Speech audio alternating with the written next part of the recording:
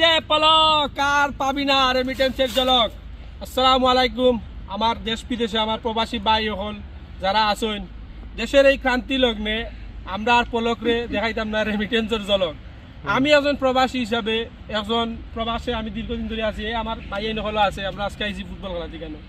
So এখানে আসলে আমরা যে জিনিসটা দেখাইতে চাইলাম এই আন্দোলনের পর থেকে আমি নিজে আপনারা দেখুন আমি লাস্ট টাকা ছাড়ছিলাম 16 জুলাই বুঝছেন নি।